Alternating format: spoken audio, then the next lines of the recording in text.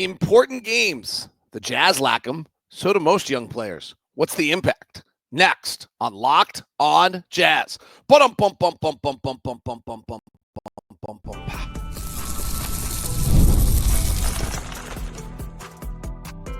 You are Locked on Jazz, your daily podcast on the Utah Jazz.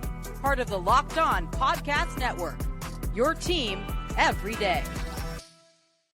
How are you? I'm David Locke, radio voice of the Utah Jazz, Jazz NBA insider. This is Locked on Jazz, your daily podcast on the Utah Jazz, giving you insight, expertise, geeky numbers, and hopefully making it way better to be a Jazz fan each and every day. Thank you so much for making Locked on Jazz your first listen of the day. We are free and available on all podcasting apps, as well as on YouTube. We also have a free daily newsletter. Sign up at Locked On Daily to get Locked On Jazz in your inbox each and every day for free. On today's show, we'll look at points gained. We haven't done that in a little bit. That's our offensive metric to judge where off players are around the NBA. The last 10 games is kind of wonky. Few players in the bottom end that are a little disconcerting, quite frankly, for them, for their teams. For us, I don't know if it matters. We'll look at the Jazz matchup of the Houston Rockets and what we can learn from the last matchup. We will do late game watch because there was 15 minutes of late game watch and best NBA game of the year last year between Detroit and Houston. We start with the concept of important games. So the other day, Will Hardy was asked in his pregame press conference what his feeling was on the importance of guys getting NCAA tournament action. And if you look over the Jazz, Isaiah Collier doesn't really get any NCAA tournament action. Kyle Filipowski got to the Elite Eight last season at Duke, losing to NC State in his freshman year at Duke. They had a tournament, they got that Duke's a tournament team each and every year, right? So he got a tournament run out of that. Cody Williams' Colorado team last year ended up winning upsetting Florida on KJ Simpson's buzzer beater. But Will's point really was about NCAA games. Then Will turned to like, our guys need to have driven to the gym the feeling of like, if I don't play well, we're in trouble. We lose, and losing's bad, and that's a problem. The Jazz haven't played an important game in years, right? The Jazz franchise itself, in the midst of this, since the day we traded Rudy and Donovan, have not played an important game in 3 years. In that same sense of like, where if you come to the arena and you lose, it's got real ramifications. Denver and Minnesota played a game last night where those guys felt like if they could lose. 40% three-point shooters suddenly can become a little less than 40% three-point shooters in games that matter. And so this also goes to Ace Bailey and Dylan Harper, the number 2 and 3 picks likely of the draft, or even the kid over at Baylor. Like, there just aren't a lot of college games. Maybe a little bit there's a setting in the Big 12 at times where it's a big arena and it feels important.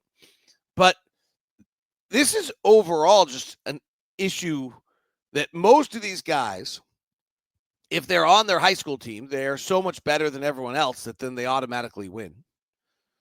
They then go play in AAU games and things of that nature that don't have quite the same bearing. Ryan Miller of KSL did a nice story on McDonald's All-American game that a bunch of these guys, that's high profile. There's a lot of players there. You get to test yourself. The week of practice is probably as important as anything. It's not like that important a game.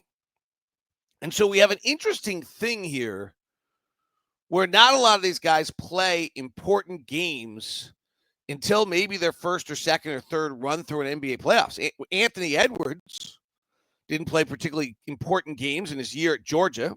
Played some SEC regular season games that had a lot of people and some stakes to it. But not right, what Will's talking about is the game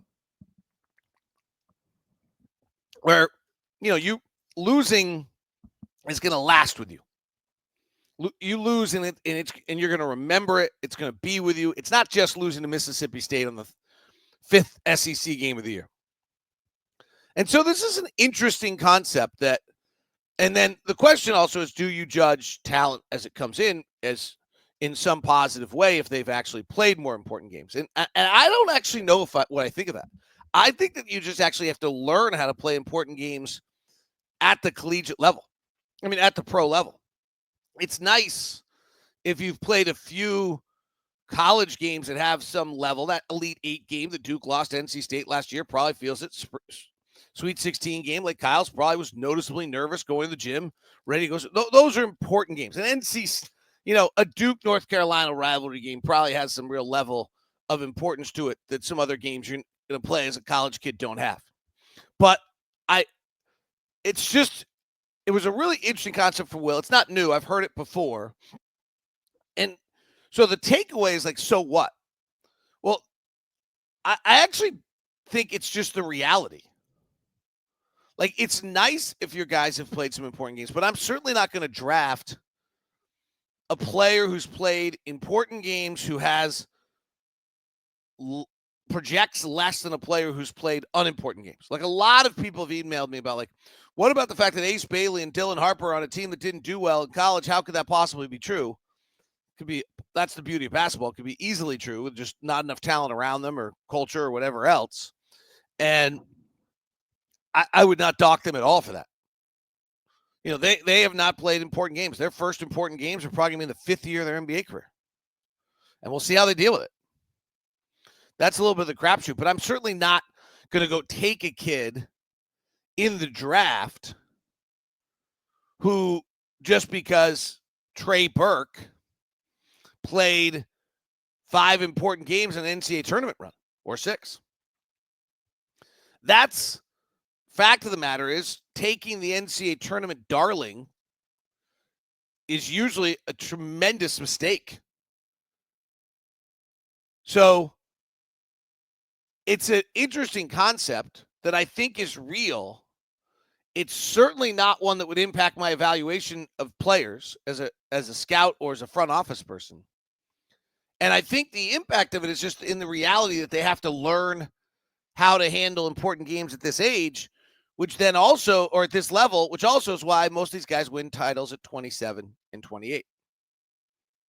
Right? That's when Jason Tatum wins. That's when Giannis Antetokounmpo won. That's when Nikola Jokic won, is the 27 to 28 window. Shea's 27. Donovan's 29. Are they ready? We'll talk about Donovan coming up here on late game watch or on points gained here because his late season performance jumps out a little bit. So anyway, interesting concept. And you look down the Jazz roster, arguably Lowry, his most important games he's ever played in his entire career would be for the Finnish national team. And they're hosting Eurobasket this year, and he'll go back for that. But that's probably the most important game he's ever played. John Collins has to be games with the Atlanta Hawks on the team that went to the Eastern Conference Finals. But I'm not sure he had that many important games at Wake Forest prior to that. So now, neither of those guys have a great track record of winning in the NBA, but I also don't think there's any correlation between these important games and actually winning on an NBA level. Jazz and the Houston Rockets tonight. Third time we've done it recently. Second time we've done it in a week. That gets pretty interesting to see how these guys react. We'll talk about that when we continue, see what they can learn from the last one as we continue on Locked on Jazz. Wednesday edition of Locked on Jazz is brought to you by my good friend over at Intercap Lending. Brock Worthen is the CEO over there and president, and our own personal loan officer is Steve Carter. And Intercap Lending is here for you, changing the way we do business in the loan business because they're shaking things up by making home loans accessible, straightforward, and personal. Whether you're buying your first home, refinancing, exploring options as a veteran, Intercap is there to guide you. It's not your average mortgage lender. People first approach, and that's why we have our own dedicated loan officer in Steve Carter. That means you're not just a number, you're a locked on VIP, and Steve Carter will take care of you. Intercap understands how overwhelming the process is, and no one's better at taking you through it than Steve Carter. In fact, their underwriting terms are less than still 24 hours, whereas most banks are 4 to 7 days, and they still service roughly 60% of their loans. When we talk about Steve Carter, he's been with Locked On now for, I think, 6-7 years. Paul Hyatt writes, Steve was amazing. We moved out of state. He handled everything with ease. It couldn't have gone any better. Communication was priority. He helped ease our anxiety. Thanks, Steve. Dylan Cox wrote, great company with knowledgeable employees. This go around. We were able to work with Steven. He was quick, efficient, helped us lock in lower interest rates on a refinance. He's always honest and personable. I will definitely use him again. Email me at dlock09@gmail.com. That's dlock09@gmail.com so that I can get you your VIP setup with Steve Carter over at Intercap Lending. Email me at dlock09@gmail.com. Today's show is also brought to you by PrizePicks. Use the code LOCKEDONNBA to get $50 instantly when you play just $5 on PrizePicks. What is your pick for the day? Are you picking more or less on, I don't know, Amon Thompson or Dylan Brooks? If you're right, you can win up to $1,000 your cash, whether it's strikeouts, RBIs, first inning runs. You can play the baseball seasons in full swing. So feel free to jump aboard there with your daily fantasy sports. The Giants here playing the Astros. Building your lineup this week, you can pick Aaron Judge for one more home run without the torpedo bat, or one of his teammates with the torpedo bat. Setting up the lineup takes less than 60 seconds. When you win, your payout is quick, easy, safe, and secure. Take advantage of Taco Tuesday, where PrizePicks often discounts on select player projections or even more. Download the app today. Use the code LOCKEDONNBA to get $50 instantly when you play your first $5 lineup. That's LOCKEDONNBA for $50 instantly after you play your first $5 lineup. PrizePicks. Run your game.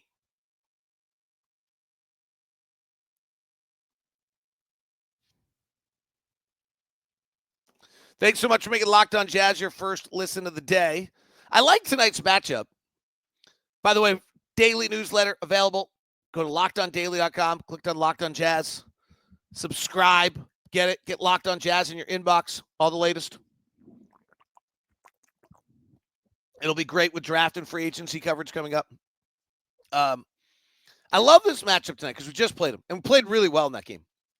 I think we lost like 122, 110 in the game most of the time. Bad third quarter. But in the lineup that we had that night will probably be pretty similar to the lineup we have tonight. Cody's still probably sick, but Filipowski, Kessler, Sexton, Collier, Keontae, KJ Martin, Johnny Juzang, Bryce Sensabaugh, Jaden Springer. I don't think anyone else is looking like on the injured list, though it's long. So a few things on this one. If you actually just go quarter by quarter, it's kind of interesting. The Jazz opened the game with a tough quarter. And frankly, the Jazz were pretty good other than when Cody was on the floor. The Jazz offensive rating when Cody was on the floor was a 77. Otherwise, when Phillip was on the floor, it was a 101. When Colin was on the floor, it was a 107. But when our bench guys were on the floor, Keontae and KJ and Johnny Juzang and Bryce Sensabaugh, it was really a pretty good performance. And Cody is just so limited right now offensively. He does seem to hold everything else back a little bit. So the Jazz offensive rating was a 100 in the first quarter. But this against Houston, who's the second or third best half-court defensive team in the league, the offensive rating was a 117, a 116 in the third, a 124 in the fourth. That's pretty good. Like, considering that in the last 10 games, we're the worst offense in the NBA, and you consider the fact that their defensive rating that they allow in the season's a 110, third best in the NBA, second best half court. That's pretty good. 117, 116, 120 for those last three quarters of that game. Defensively, we were 112 in the first quarter, which is really good. Again, we're not an average defensive team. We're worse than that. So anytime you can hold someone to their average, that's good. And the Rockets' offensive rating is a 116 for the season. In the second quarter, it was a 108. So really, really good first half of defense. And then the third quarter, we just let go of the rope defensively, allowed a 144 defensive rating. And in the fourth quarter, 128. What's crazy in that game, and it will be interesting to watch the Jazz adapt to tonight, is what makes the Rockets great, which is their offensive rebounding. They're the number one offensive rebounding team in the league. They get 36% of their offensive rebounds. They had a period of time this year they went for 40%. They win They dramatically win the possession battle that way. And in the game the other night, they got 41% of their misses as offensive rebounds. And the Jazz only got 15%. Jazz had just no offensive rebound in that. Jazz offensive rebounds really slipped recently.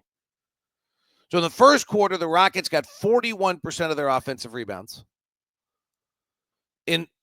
So in other words, when they missed, they got the ball. They retained possession 41% of the time. In the second quarter, the number's even wilder. It's 47%. So literally every other one of their misses, they got back. Same thing in the fourth quarter. So the Jazz first shot defense in that game was actually really good. And the Rockets are, I mean, Jackson Gatlin and the Rockets and Lakers did a crossover the other day on Locked On Rockets and Locked On Lakers, getting ready for their big game. And like literally the joke was that the best offense that the Rockets have is a soft miss around the rim for someone to tip it, for Şengün or Adams to tip it back up and in. Not actually the craziest concept on that. But it'll be interesting to see what the Jazz can do on that.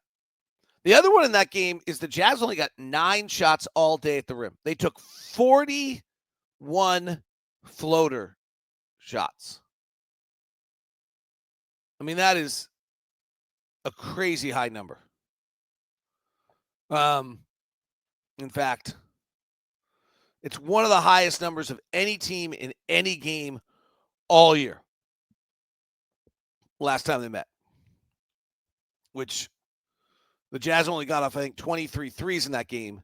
So these are the things where I think today's really interesting. And from a learning standpoint, can they adapt? Can they improve on those things? The Rockets' half-court offense was below a point of possession. The Jazz half-court offense was actually better than the Rockets' half-court offense in that game. But, right, the Rockets, we just talked about the amount of offensive rebounds, putbacks, shots they ended up taking. The final shot number in that game. Again, like, this is where the Jazz have a real problem, is that they're last in the league in taking care of the ball and last in the league in forcing turnovers.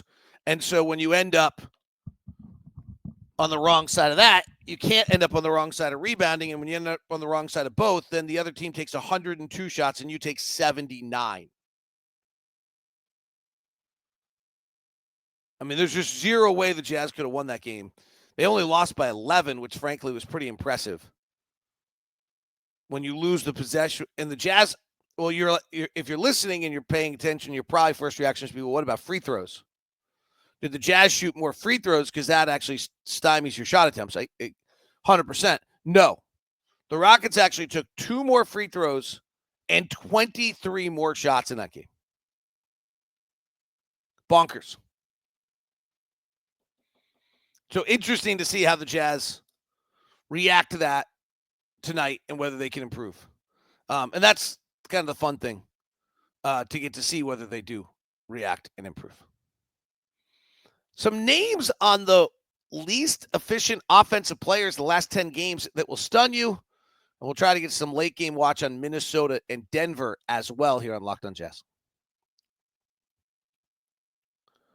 Today's show is brought to you in part by Monarch Money.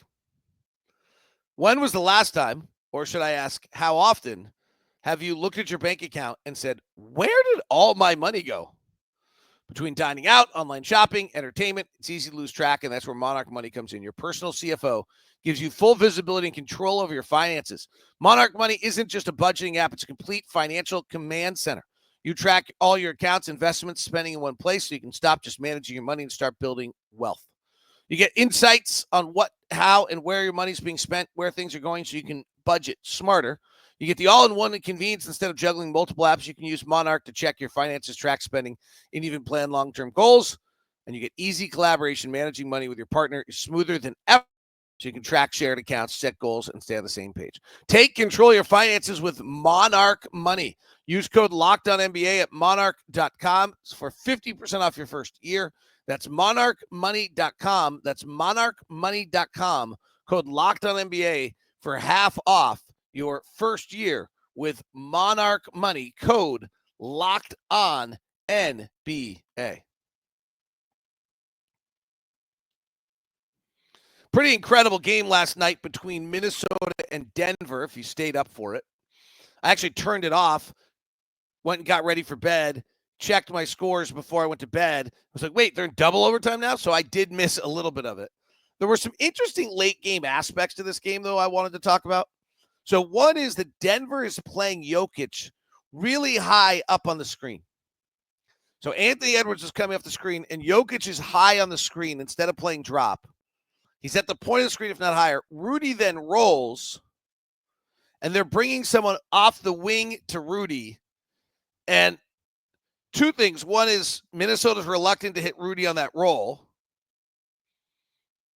And two, if they bring Ant seems reluctant to make the pass to the corner and give it up because he's not sure who's going to be in that corner and make that shot. The other one on that is it didn't bother Ant at all. Like, they were bringing Jokic high, and Ant still went bonkers in the fourth quarter. He's the number one off-the-bounce three-point shooter in the NBA, and it's just an incredible weapon in the playoffs. An incredible weapon. Denver was without Michael Porter Jr. and Jamal Murray, and Aaron Gordon hit a big shot late in the second overtime, but he missed a bunch of shots in the first part of regulation, the first overtime, and so did Christian Brown. And, you know, those guys slide from option. Well, one of them slides off the court probably. Maybe, no, they all on the court. They slide from option 2 and 3 to 4 and 5. Once those guys are on the floor, and it changes everything. Minnesota was without Dante DiVincenzo and Naz Reid. They still didn't close with Mike Conley until Rudy Gobert fouled out of the game. So Mike Conley is no longer in their closing five. Just, I think, noteworthy and going to be interesting to see how they deal with that in the playoffs maturity-wise. Jaden McDaniels is just not a very good shooter, and the spacing is really a problem for Minnesota. You know, they still are going to get into that issue in the playoffs of how they're able to create enough space. Ant might not need it. He's just that good.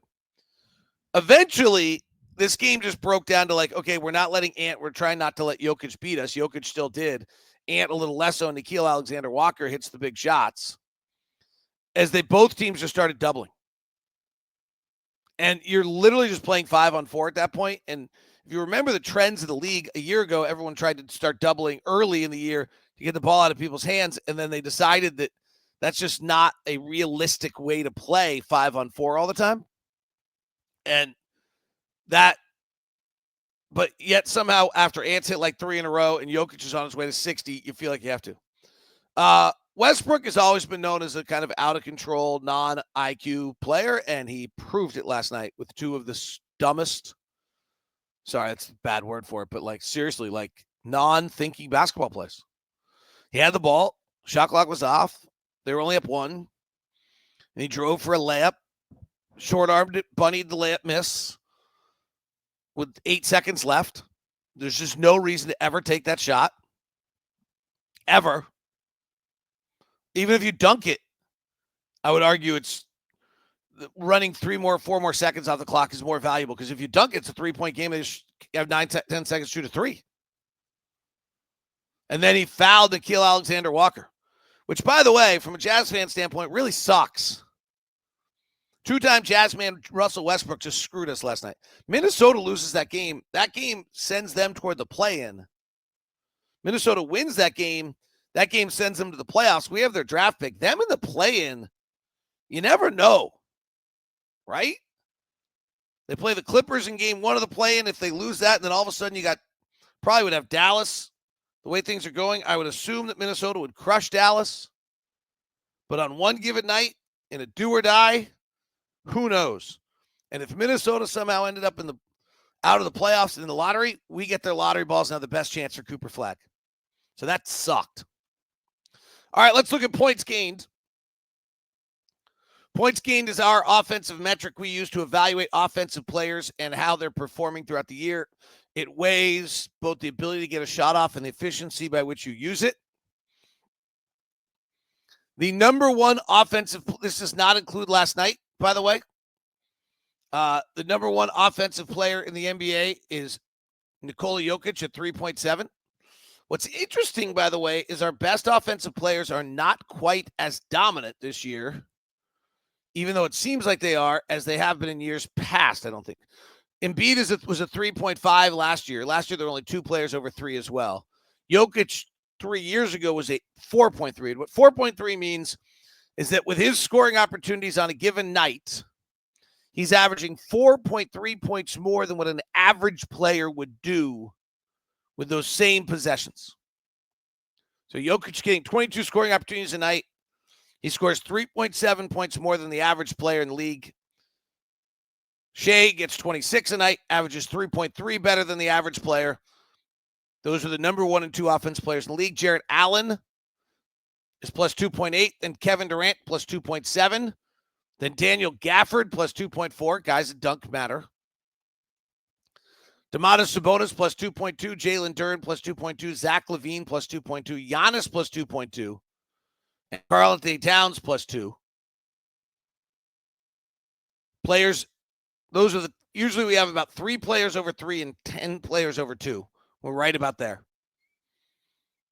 The next 10 players offensively positive: Christian Brown, Denver; Mark Williams, Charlotte; Dame Lillard, Milwaukee; Norman Powell, Evan Mobley, Rudy Gobert, Cameron Johnson, Derek Lively, John Collins, Utah;